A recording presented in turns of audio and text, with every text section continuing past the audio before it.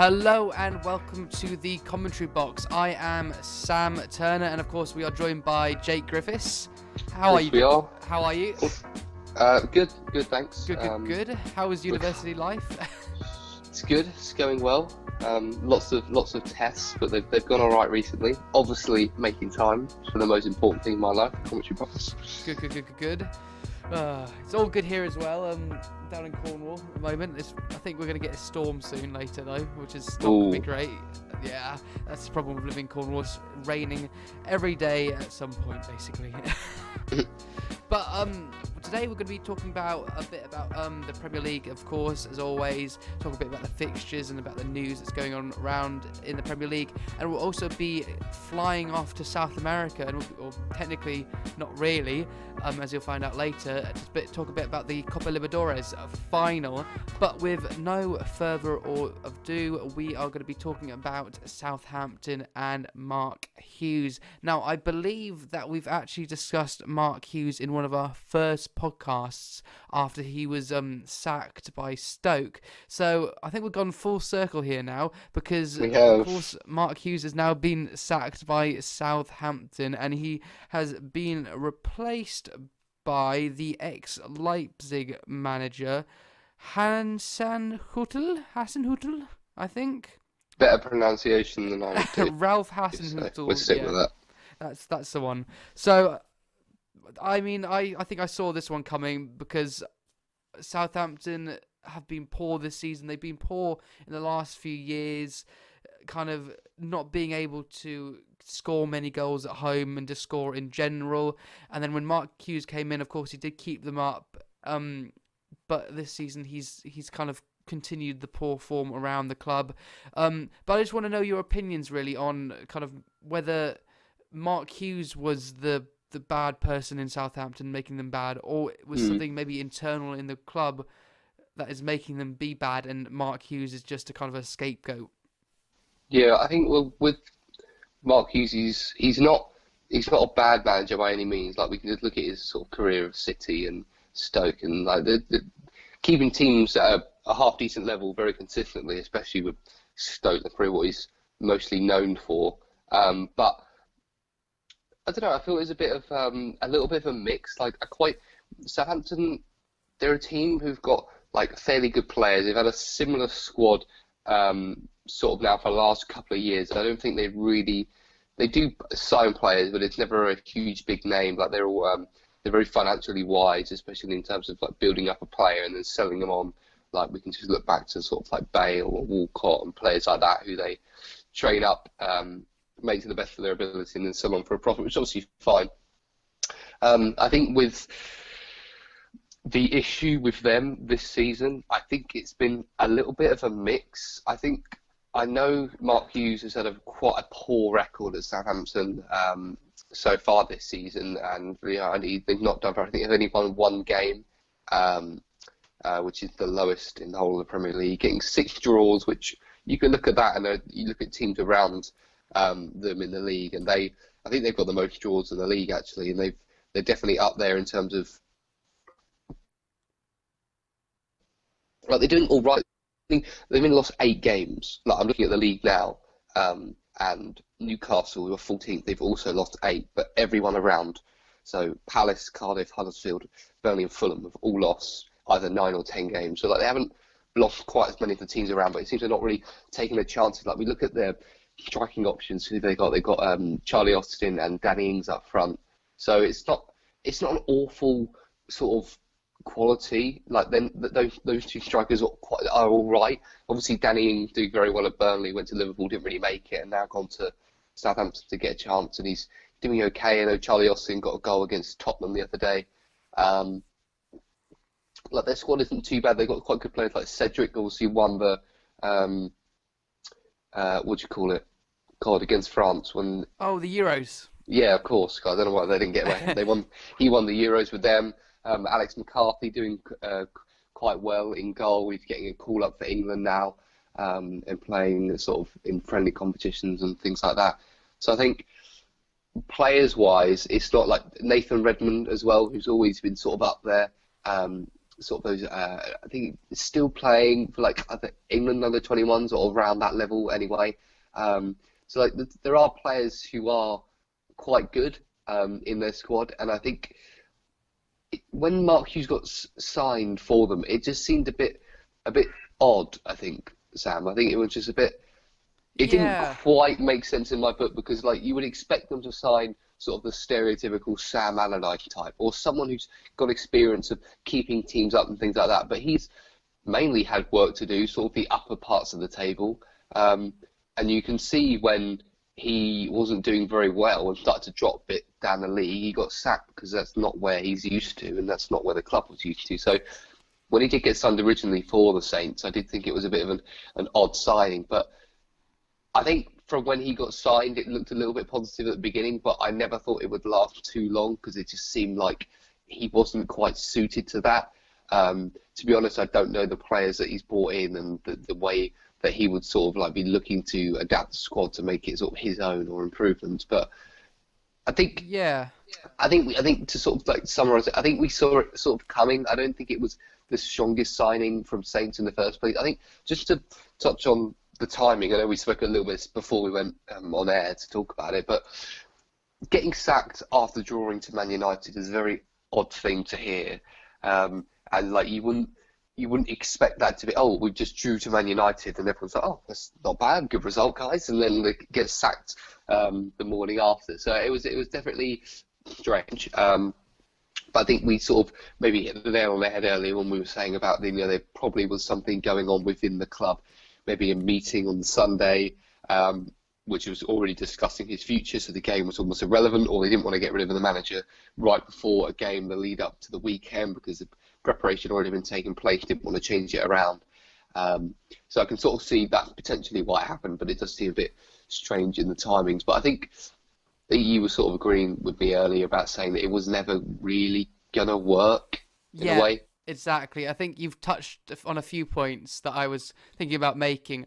As you said, I think the appointment of Mark Hughes in the first place by Southampton really kind of threw me because I knew they were in a baddish position and Mark Hughes had been kind of a consistent manager in the Premier League, not done too well and not too done bad, like a low risk kind of manager to bring in, but he doesn't really fit their ethos. Like I know Southampton, at least in the Premier League, to have brought in like a bit of an unknown manager like Ronald Koeman, Maurizio Pellegrino, Claude Puel, and they're kind of Pochettino, exactly. It's kind of these different managers that are a bit unheard of but can do well, and this was a bit of an odd one because we all know Mark Hughes for what he is, for what kind of manager he is. So I just didn't understand it. I mean, players-wise, he has brought in a few decent names. Like I think was it Stuart Armstrong from Celtic. Then you've got Danny Ings. These seems like good signings for Southampton, but no, I don't know what it is. Mark Hughes just shouldn't have been signed by Southampton in the first place, to be honest. And I expected his sacking as soon as at the start of in this season, because I knew he would keep Southampton up, but I just knew he would be sacked at some point this season. Yeah, I think that's a good. I think it was more of a maybe personally, I think it looked like a long-term decision. Like if Southampton, you look at where they were in the league last season when they're almost going down. You look at the manager they bring in, look at the players they've got, and obviously the players that he wants to bring in, who obviously would have discussed with the board and that while he was getting the job or just been signed. It seemed like a long-term decision to bring in Mark Hughes, to stabilise the club, to bring them a bit higher. They've got a lot of potential and it's a good club there. They've got a good, and they've got a very good chairman, and the way they run things is quite good and quite fair. It just seemed just an odd decision. I think what would have been almost all right or better if it even happened at all, or would maybe to put a caretaker manager in who was already at the club on the coach, something to keep them up, and then next season go in with Mark Hughes to start the season fresh and almost sort of try and forget about last season. I don't know if that would have helped at all. I think that's quite an interesting.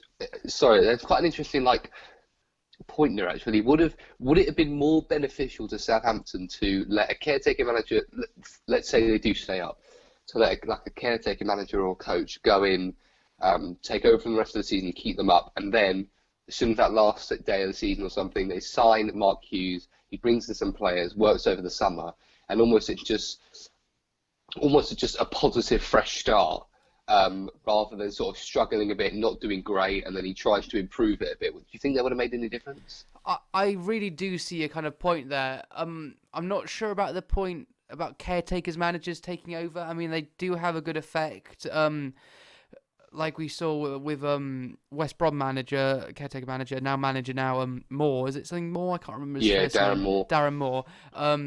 But I think ultimately there's a really weird dynamic in football in the Premier League at the moment where if you have a manager that keeps you up, they don't. It's not necessarily that they will have a good season next season. Like I can name a few examples of this happening. Craig Shakespeare kept Leicester up in the Premier League. Terrible start to the next season. Gets sacked within, I think, before Christmas. Then you've got, of course, Swansea. Francesco Guilin comes in, saves us. Then sacked before Christmas again. Then again at Swansea, Paul Clement saves us. Sacked about, I think, January time next season. True, and just to also give another example, I remember when Gillingham had, we had Martin Allen in like 2013, won the League 2 champions, and then he was sacked in like October or something, insane because of our, we hadn't won any games at all, won like only a couple, we were playing absolutely awful, but the timing, it almost didn't even matter about last season. Like the fans are quite furious because they wanted to give him more time, what he's done for the club so far, the potential we've seen and how he can play. Yeah. It was absolutely crazy. And then they just got rid of him so early in the season. And it almost like what happened last season just doesn't even matter. And I think that was almost like what I was just sort of another reason why Mark Hughes being maybe signed after the season finished might have been better, just because it didn't even really matter what Mark Hughes did last season too much, because he didn't even get much time now if he'd sacked before Christmas. Yeah, exactly. It's a weird dynamic in football that kind of managers don't get the time, kind of almost, but then it's just odd, isn't it, if you think about it? Yeah, it's very strange, and it's almost like it's hard because you can see some clubs who will look at the points you get and the amount of games you played, and that is how they base all their statistics off. You know, if you're doing well in terms of wins from games, happy days, you're staying.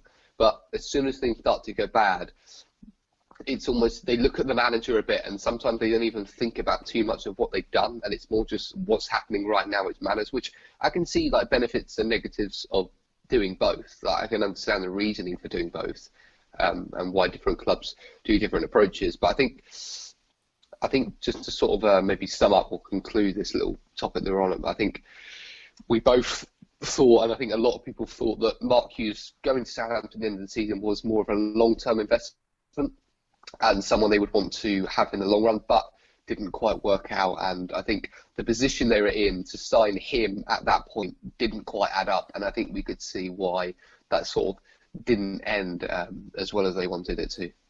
Yes, indeed. Very well summed up there. Now on to our next topic, because though we could talk about Mark Hughes all day, I don't think I think we'll run out of stuff to talk about, really. But our next topic sees us talk about South American football.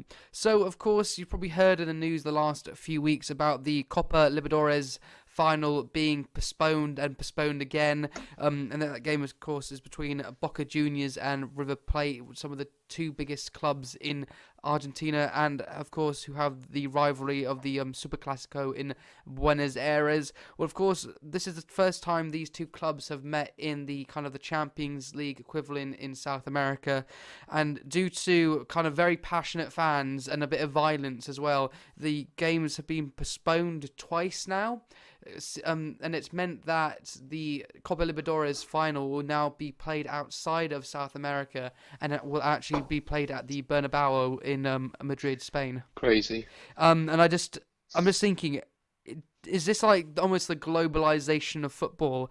Are we seeing? I mean, I know it's a geography word. If you did geography A level, you know about globalization, but like it's basically how football is becoming so globalized that they were now having a kind of competition in South America being played in Spain. And is this cheating the fans who are clearly passionate about their clubs watching a good game? And should it be played in South America despite the potential kind of risks to people?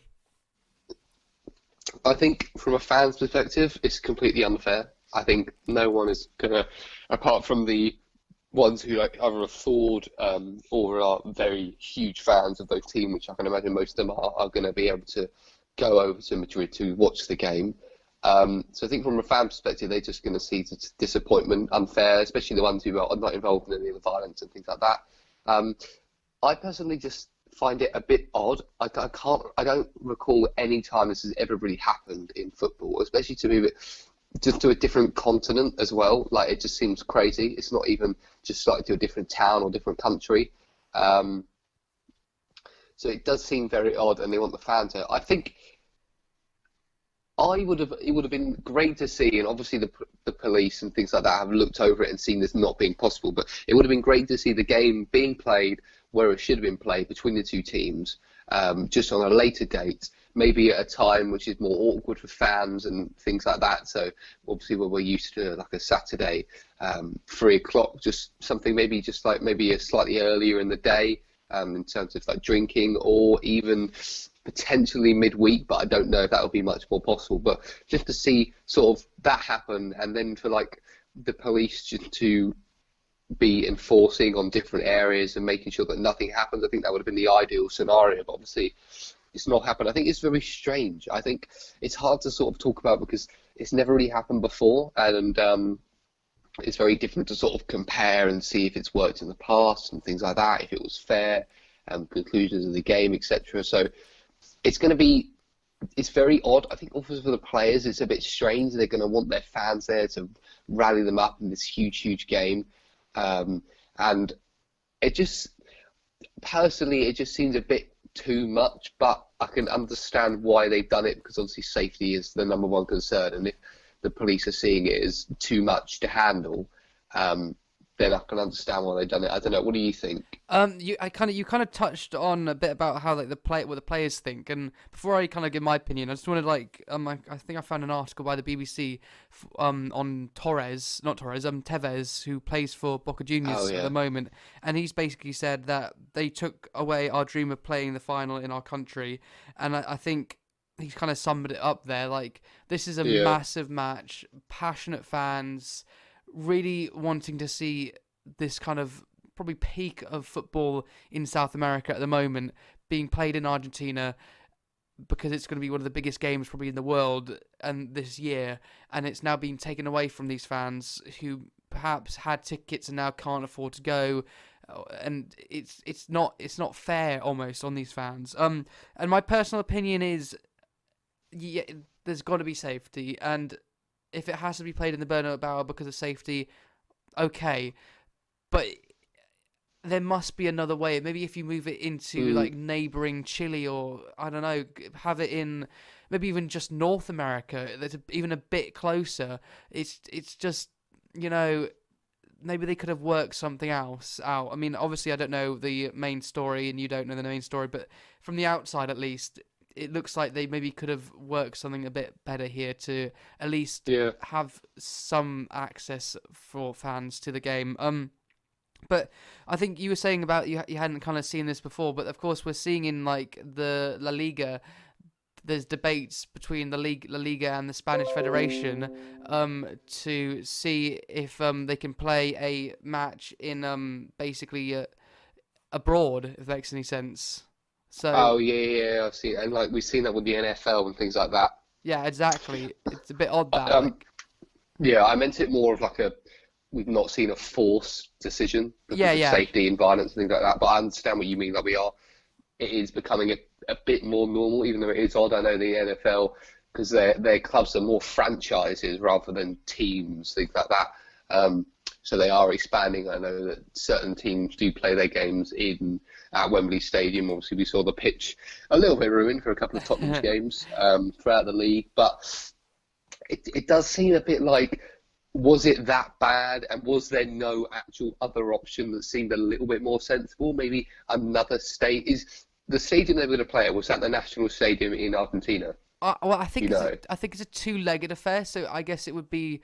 Oh, I okay, think one at each. yeah, I can't remember what the first leg was, but either way, it was in Buenos Aires. Because they could have done just maybe played both of them at, or just at the main national stadium, or decided to do it at one at a neutral one and then one of the main ones, something like that. Yeah, And just, I don't know, maybe changed it a bit, or decided, we are going to do it, or maybe just not, I don't know, just police it well, because I don't think you'd be able to do, when they play the games behind closed doors, I don't think they could have done that. I think that would have been a bit too silly, but I think it just seems like, even now, I'm just thinking of lots of little options. Obviously, some of them could not be possible, but it just seems there are so many other options to do the game and different ways of doing it. Like in England, when we get big, I know it's not as bad violence-wise, but when we get two huge teams playing against each other and they're worried about violence, there will be a lot of policing, calming things down, making sure nothing gets too out of hand, as well as having just sometimes just changing the time or the day of the fixture, because a lot of it's alcohol influence. So a lot of games are made like sort of 12:30 kickoffs, which obviously is a lot worse for someone who would like to have a couple of drinks for the game. They're not as intoxicated, so it's going to have a different effect on them and decisions they make. So it seems a bit, I don't know, it just seems a bit a knee-jerk reaction in a way. Just, okay, we can't do it, all right, let's go Spain. Like something just crazy. Just, what? Who came up with that then? yeah, I know what you mean. Kind of like just, all right, we'll do the easiest thing then. Yeah. Yeah. It will be interesting to see how it works, how many fans turn up, because I bet there'll be just so many neutral fans there instead. I mean, there probably is maybe a big following of Argentinian teams in Spain, perhaps because of maybe Argentinian families moving there, but it's disappointing to see, sadly, and I know it's for safety reasons, but it's still sad to see it move, basically. Yeah, no, I agree.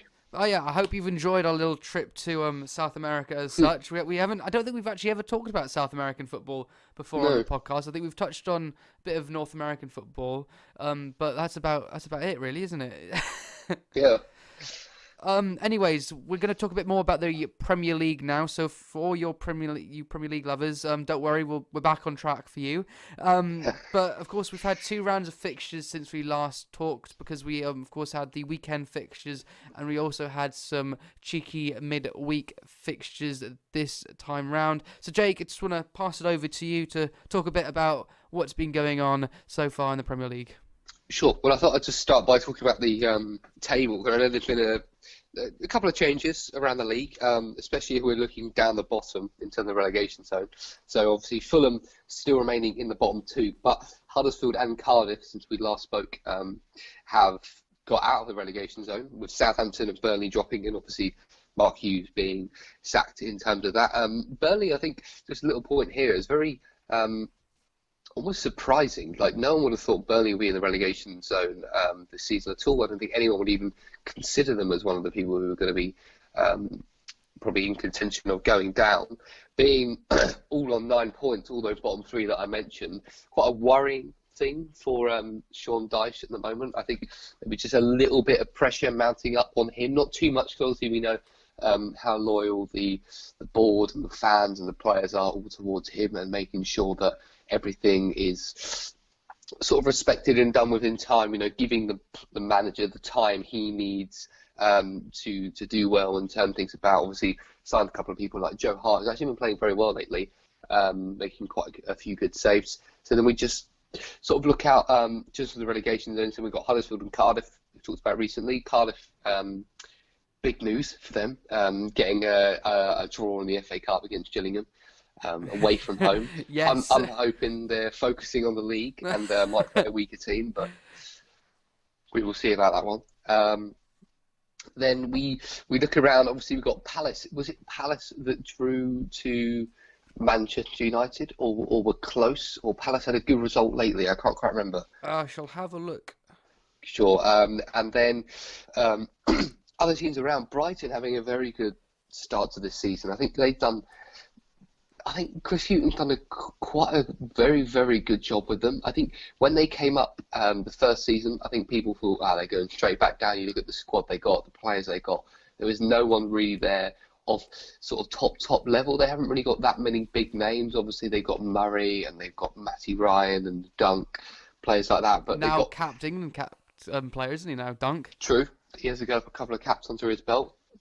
But I think there's no huge names in that squad. I think it's very, very impressive the way he done. It reminds me a little bit of Burnley in a way, in terms of sort of those underdog team that manager they've stuck with for a while, and he's starting to do really, really well for them. So congratulations to them. Leicester doing quite well as they normally do, sitting in ninth on the table. I know they got a win against Watford the other day. Manchester United in eighth. Now, we don't often say those two together. I know we touch on Mourinho a lot, on sort of like whether he should get sacked and things like that. Just a quick little couple of questions, Sam. Do you think, first of all, do you think he would get sacked this season? No, I don't think he will. Okay. Nah, there's too much loyalty between. Okay, him that's fair enough. the club. And second of all, do you think he should get sacked though? No, I don't. I think he's done too much for the team. Again, kind of, you got to give managers loyalty and time. And I think, as we saw with like Ranieri before, after you do such a good thing, you can see this kind of trigger happy chairman. But I don't think the board would be like that, to be honest. Yeah, no, I can understand what you mean, but I think some fans would argue, has Mourinho actually done that much for the club? Yeah, I know what you mean. Oh, it's a hard one, isn't it? Because he's doing poorly this season, really, really poorly.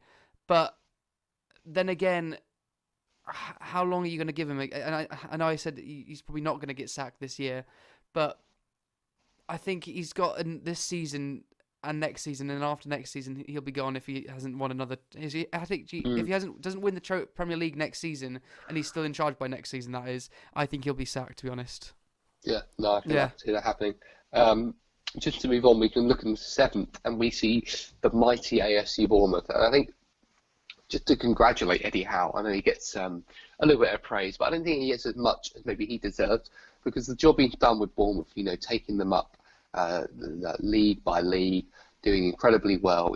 Once again, one of those teams who they're not signing huge players. I know they had the likes of Defoe, probably maybe the biggest signing in recent times, but obviously Begovic as well. But no one who's been absolutely huge and someone you thought, wow, that's a big good signing for them. They're going to do absolute wonders for them this season. So I think with him, when I saw an interview where they talked to him about his career and things like that, and was the topic of England came up once again. Obviously, England manager isn't really an issue right now, very comfortable with Southgate, but Eddie Howe, another little question for you, Sam. Can you see him being the manager for England in the next, let's say, 10 years or something? I'm not sure about England. I mean, I would hope Southgate stays in charge for the next 7 years or so, or however long he's going to stay in. But in terms of other jobs, though, I can see Eddie Howe getting a big job sooner or later, whether that be kind of... I have to be honest, there's no middle gap between Bournemouth and Arsenal anymore, if that makes any sense. He can't go to another club in between that level because there is none. They're either you're either there now or you're there. Because I think I can see what you mean. I think Leicester and Everton are the only two teams that come to mind when I think of in that between gap, possibly. But I see what you mean. Yeah. Like, the only kind of big move he could go for maybe is abroad, which I don't think he'll do because I think he wants to stay in the Premier League, to be honest. But also, as you said, with Leicester and Everton, they've got a bit of a bigger financial kind of backing, so that might be the only thing he might go for. But yeah, it wouldn't be a big step up for him. No, I don't think he would do anything like that. I think the only thing that would make him leave Bournemouth is either like a top four side like Tottenham, Chelsea, Arsenal coming in for him, or Man United. because otherwise I think he's living the happy life. He's got a good Bournemouth team who can finish top 10 again this season, and I think he's got a decent financial backing. I mean, they're not the richest of clubs, but no means they're poor really. And he's got the backing of the fans. He's played for the club. He's built the club basically from ish basically, and I don't think he would leave for any old team really. No, I can see that. Just to continue working our way up the table, we've got probably the biggest gap between points in the league. So you've got Arsenal in fifth with 31, and then obviously Everton in sixth with 23. So quite a big gap there. I think with Everton this season, we've seen a bit more of the Everton that we're sort of used to. I know when Ronald Koeman came in, it didn't quite match. He almost oversigned players and things like that, and it didn't quite meet the expectation they were thinking. But I think, would you agree that we're starting to see sort of the Everton that we're a bit more used to, the traditional one? Yeah, I think we're starting to see the Everton of the past again. I think they're a lot more of a kind of a fluid attacking side than the way I remember Everton under Moyes. But we're starting to see them creep up the table a bit more, be a bit more consistent in beating lower teams, lower side teams, and we're starting to see some really good football with like Richarlison and Sigurdsson, and seeing some good, decent players at that club again with a decent manager in Marco Silva in charge. And I think we're seeing, as you said, we're seeing the Everton of the olden days a bit more now. Yeah, no, I agree with that. We go to fifth to Arsenal. I think it's almost a little bit unfair with second to fifth anyway, because I know there's 8 points in it, and there's quite a while. Let's say third to fifth. There's only 2 points between them two. I think Arsenal, obviously, I think they're unbeaten in the league this season. I think they've something overall with 20 games unbeaten or something, I think, Sam. Yeah, they've gone on a long kind of stretch unbeaten. It's been very, very good for them. I think that's got to be solely down, well, not solely, but hugely down to the manager, because that's the big thing that's changed in recent times. Obviously, I know they've got some good players now at the squad, and they're playing some good football. But I think we can give a lot of credit to the manager. I think he's coming in. He's had quite a tough. Well, it's tough, but not, because sometimes I look at it and I say, Arsene Wenger didn't really have the most incredible send-off at Arsenal, and he didn't quite win loads and loads of games, and manager comes in and he's got to prove himself almost. But obviously you're still a top club, and Wenger still remained with Arsenal around sort of the top 5, top 6 for all of his time pretty much, so they never really played too poorly, but he's done very, very well. And I think, did you see that coming, Sam? Did you see when Wenger left and obviously new manager coming in, did you see them getting back into form and doing as well as they've done this season? I didn't see them doing as well as they've done this season, but I definitely saw them improving on the last few seasons with Wenger, because I think they've brought in some really good players. I think we've perhaps mentioned this before already, but I'll just say it again. Basically, I know this was last season, but Aubameyang coming in, and this season, Lichtsteiner, they got Lacazette last season. These are really good players, and now they got another manager to give them a new kind of impetus and a new kind of tactical style and a more maybe well-rounded style. A new motivation. I think they're beginning to look like a real force, but I still didn't think they'll do this well this season, because I thought it'd be a longer transition period to get them all motivated again. But obviously Unai Emery is doing one heck of a job. No, I completely agree with that. Then we're just creeping into the top 4 now. Chelsea had a very, very good start to the season. They're also unbeaten for a very, very long time. However, in recent times, I know they obviously lost to Wolves on Tuesday, and now I'm not sure if it was Saturday or before that, but I think they lost to Tottenham as well, 4-2 or something, maybe. I can't quite remember. Yeah. So in recent times, it's sort of not going as well as planned. Do you think this is going to be a big dip in form we see for a while, or do you think it's just going to be a small dip in form with Chelsea just going to pick back up and keep on going? Well, part of me saying is they might go through a tough period through Christmas, because I've got a few more Europa League games. They're obviously going to have the Europa League games in I think it's end of January or February. It's going to have lots of games coming thick and fast.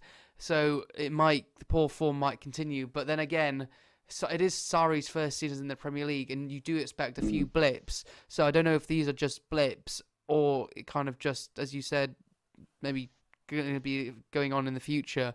But they've seemed to be playing really good football still. Yeah. And I reckon it's just a blip, to be honest. Yeah, with them as well, just another little thing. With Eden Hazard, I know a lot of people were talking about him early on in the season, just being the best player in the Premier League and things like that. We won't get into that today, but do you think that, because it almost seems when he's performing, Chelsea are winning and they're doing very well, and I've not really heard too much from him lately. He's almost not disappeared a little bit, but just gone a little bit quiet. And do you think, don't want to use the term one-man team, but you can see what I'm sort of aiming at here. When Hazard's playing well, they do well. When he's not, they don't do great. Do you think Chelsea are reliant on him too much, or do you think that obviously all clubs are reliant on their best player, but they're not too reliant? They can see goals coming from other areas. Well, first of all, I know we're not going to get into debate now, but I don't think that Hazard is the best player in the Premier League. No, I thought just to put it out there. Yeah, just put it out there. That's a debate for another day. I'm sure we're going to get asked on Twitter, like maybe who we think the best player in the Premier League is. But as for Hazard maybe being the one-man team of Chelsea, I think when he's performing, yes. But when he's not performing, other players do step up to the plate normally. Like Giroud normally steps to the plate. Kante normally steps up to the plate. Moses normally steps to the plate. Or like Willian. I think it depends on the game as well. So overall, I wouldn't say Chelsea are a one-man team. But of course, when Hazard is playing on form, like it does look like it basically. Yeah, no, I think you've nailed it there. So then we just go up the league to the last three teams to talk about today, and we've got Tottenham being in third place. You know, with them it's very interesting. They're 6 points off Liverpool at the moment, with Chelsea and Arsenal only 2 points behind them. So their place is not cemented in third at the moment. I think with them I thought Tottenham would struggle a lot this season. I thought with the no signings they've made, with the lack of any sort of stadium like news or anything really coming through about them actually going to be starting to play there, I think they're just a bit inconsistent, really. I think that's probably the best way to describe how they're playing. I know that might seem a bit basic and simple, but I think that's exactly what they do. Like sometimes they are playing some very good football. Kane is scoring goals. And they got goals coming from various places. Son plays very well. Lucas Moura was a very good signing for them when they got him. So we are seeing improvements, but they're just almost, I don't know, a little bit inconsistent. I'm sort of struggling where to go here, Sam. What do you think? I know what you mean. And I think they're kind of, as you say, their inconsistency. I think it all stems back from as you've already mentioned, the stadium and them still not having a home, and B, because I think they haven't improved as a team from last season, and that has harmed them in the fact that everyone else has got better, basically. So they looking like a weaker side. So I think you hit the nail on the head as they're kind of inconsistent, but they're still a decent side, and they still should be credited as a decent side. I just for Tottenham's fans' sakes, for the players at Tottenham at the moment, because they're so great, and kind of the manager Pochettino, I think they just need to win a trophy this season, and everything might kind of tumble on after that. Like they might, if they win a trophy, it might have an effect that they might go on to win a Premier League next season, or like they just need to kind of get that first trophy, and I think they'll be okay after that. And of course, I don't want to remember this Tottenham side for the nearly team. I really don't, because I think the way that they've played over the last few seasons has kind of been on a par with Liverpool and Manchester City, basically, and they've been that third team that have just not quite made it, and I don't actually want to remember them like that. I want to remember them by winning the Premier League, or winning a trophy, or winning the Champions League, winning the Capital One Cup, just stuff like that. I want to remember them for that. I think Tottenham's got to have something to show for their efforts and their work, to sort of almost prove that they are a good side. A lot of people say, that's the thing that Tottenham misses. They miss, where are their trophies? What is to show for their so-called good play? Like there needs to be some sort of proof that it is working. and they can perform at the highest stage and under pressure. So, I think they've got quite a tough. I think they've got a tough Champions League game soon. I think they have to win it or something, or they've got to get a very good result to stay within it as a last group game Yes, match. I think it's against Barcelona, is it? And then I think Inter Milan are playing PSV, I think. Yeah, Off the no, top I of think my you're head. right there. Yeah. So, I don't know. It's going to be interesting to see how that all phases out. But moving on to the last two teams we'll talk about today. Liverpool in second place, obviously. Looking at them, they're playing very, very well this season. They're doing good, but almost in a way they're not quite City. Like they're almost just a little bit off. I feel like we compare them to City quite a bit just because they are probably the two biggest contenders for the title this year. I think they are. I think we almost look at Manchester City doing really, really well this season, and we credit them and things like that. And then when we go to Liverpool, we almost compare them a bit too much to City, and we just don't think they're doing that well. But actually, they are. I'm not sure if that makes any sense. I just want to give another example of that. You know, when we used to talk about Mourinho, Yeah. and I think we used to say everyone almost compared him to Alex Ferguson, and it's like, why are you comparing to Alex Ferguson? It was ages ago. Different team, different money, different style of play, everything. When in recent time, Mourinho is the best manager of the last couple of managers they've had. Really, obviously, the last couple of games, things like that, it's not quite showing that. But when we talked about it before, that's the example we give. And I feel like with Liverpool, we sometimes compare it a bit too much to City, and we expect a bit too much of them. Like we've got to look at the financial side of Liverpool, how much money they got and players they buy, things like that. I know, obviously, a couple of things happened with them. Obviously, they beat Everton in the Merseyside derby. There was quite a weird incident. I'll just sort of go over again where I think a ball fell to Van Dijk around the edge of the box on the left-hand side, and it was the last minute of the game, and he's almost sliced it or done a big looping ball towards the goal, and it's almost like Pickford didn't reach it or didn't jump high enough to tip it over the bar. It's hit the bar, and Origi's headed it in and got the winner. But it probably would have been a draw. And would Liverpool fans be disappointed if they drew that game? I would say quite so. Even though it's a Merseyside derby, I think they almost expected they would win. You know, you look at the players they got and the quality they got. I know it's a derby and most things go out the window, but that's the sort of game they should be winning, maybe by a couple of goals, just to sort of almost cement the sort of form and like cement the track record they've got as a Premier League side in recent times under Klopp. I think with them, they've also got to try and win a trophy. I genuinely can't remember, but I don't think Klopp has won a trophy for them yet. No, he's got to a few finals. Yeah, Well, got to the Champions League final and a League Cup final, I think. Yeah, exactly. Oh, and the Europa League final. Oh yeah. Against who was that against? That was against Seville. Seville. Yeah. Yeah. I think you mentioned about comparing to Manchester City, and I completely agree with you that team-wise we shouldn't be comparing them because I think they're two different teams. They have such different styles. It's just that they're at the peak of their kind of their positional history kind of at the moment. But it is annoying that we actually have to compare them. Like I think Robertson was quoted in saying that basically we've been unbeaten this year. Liverpool have, and any normal year would be top of the Premier League. But because City are doing so well, they're top of the league, and there's only 2-point gap. And that's why you have to compare, sadly. And I think Robertson was right. Any other year, Liverpool would be ahead of Manchester City in terms of if they're unbeaten, and you would expect that. But the way it's happened, it's just been a kind of a crazy Premier League so far this time round. Yeah, I agree with that. And then obviously leading on to City, our last team that we're going to talk about today, I think just to highlight one of the players who's doing very, very well. I think Raheem Sterling is having an absolutely superb season under Guardiola. I think he's definitely developed Sterling as a player. I think we're seeing evidence of that, not just seeing the papers talk about it and people say it like us. I think we're actually seeing, his goals and assists going up, the way he's playing, starting to get into a little bit of form now with England, getting a goal a couple of international breaks ago against Spain, is first in a very long time.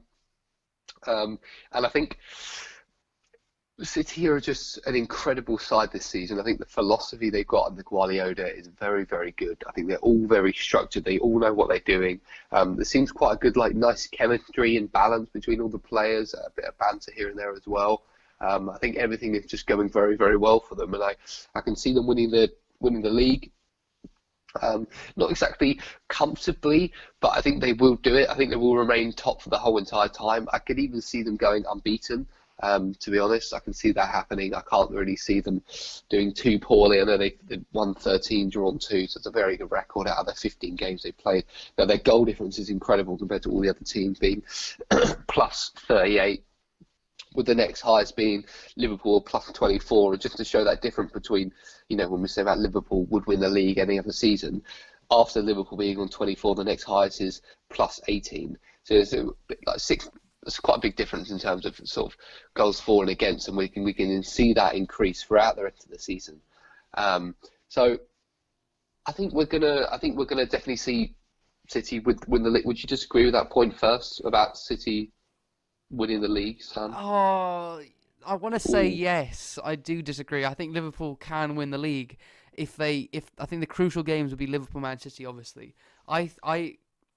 my heart's telling me Liverpool, but my brain's telling me Man City, because I know Guardiola will find a way of getting a result to win the Premier League. And I know my brain should tell me Jurgen Klopp can do that, but part of me thinks that Liverpool's game is a bit more kind of rock and roll, and it can go wrong from time to time. So that's making me think, my brain is telling me no, but Liverpool, my heart wants me to say yes, they can. So I'm going to say undecided, but I can definitely say that either Liverpool or Manchester City will win the title this year. Yeah, I think you'd be doing a safe bet. I don't think the odds would be great on what you'd say in the bookies, but no, yeah, I think I can agree with that, and I think we can it's just nice to just appreciate a very good team doing very, very well, and just to sit there and watch how they play and do very well. And I know it can be not boring, but it's nice to see almost like a 3-horse race or something where it's very tight at the top, and we see teams interchanging all the time.